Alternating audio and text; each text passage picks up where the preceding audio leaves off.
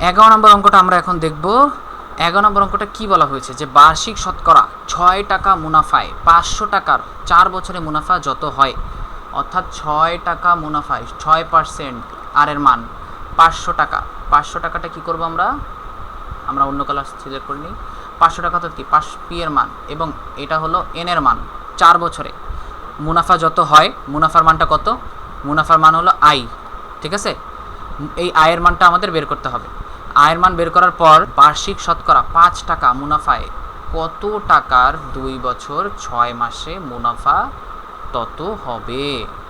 ঠিক আছে, তার মানে জিনিসটা হলো যে আমি যদি 500 টাকা জমা দিই, 500 টাকা জমা দেওয়ার ফলে 6% মুনাফার হার অনুযায়ী 4 বছর পর যেই মুনাফার টাকাটা পাবো, সেই মুনাফার টাকা আমরা পরের একটা স্টেপেও পাবো যদি না আমরা একটা আসল জমা দিই।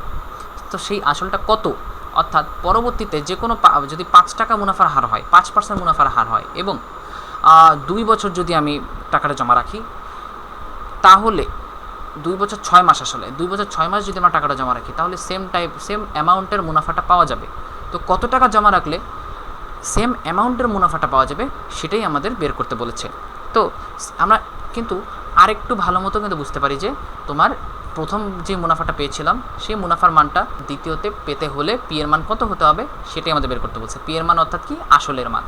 তাহলে প্রথম ক্ষেত্রে আই সমান পি আর এন। তার মানে এখানে কি বলতেছি, আয়ের মানটা আমাদের বের করতে হবে। পি এর মানটা বসাও 500 ইন্টু আর এর মানটা বসানো হয়ে যাক 6/100 ইন্টু এন এর মানটা কত 4, এন এর মান 4। তার মানে আমরা 100 এখানে 5 দিয়ে দেই, 5 6 30, 4 6 4 3 4 12, 120 টাকা। তো এই মুনাফার হার অনুযায়ী আমরা 2 বছর 6 মাসে একটা মুনাফার হার বের করব। তো এখানে দ্বিতীয় ক্ষেত্রে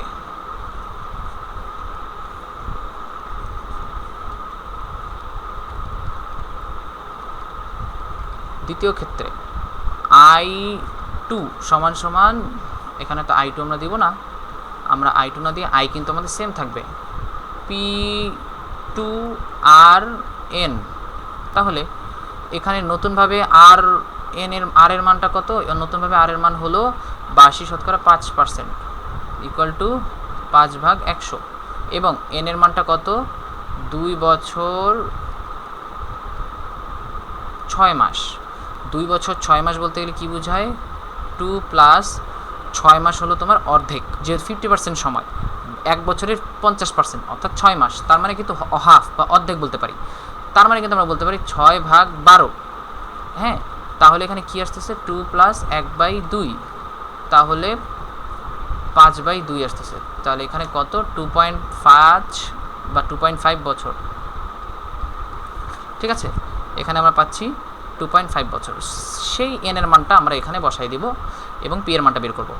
বা দিয়ে আমরা আই ভাগ কি দিয়ে দিব আর এন দিয়ে দিব, তাহলে এখান থেকে পি এর মানটা পাবো। বা দিয়ে পি ইকুয়াল টু আই এর মান কত পেয়েছিলাম 120 টাকা, আর এর মান কত 5/100 ইন্টু এন এর মান কত 2.5। বা দিয়ে পি 120 0.05 ইন্টু 2.5। তাহলে এখান থেকে যদি আমরা ক্যালকুলেশন করি আমাদের পি এর মান বা আসলের মানটা কিন্তু আমরা অনেক সহজেই পেয়ে যাব। হ্যাঁ, আমাদের এখানে আসতেছে 960 টাকা।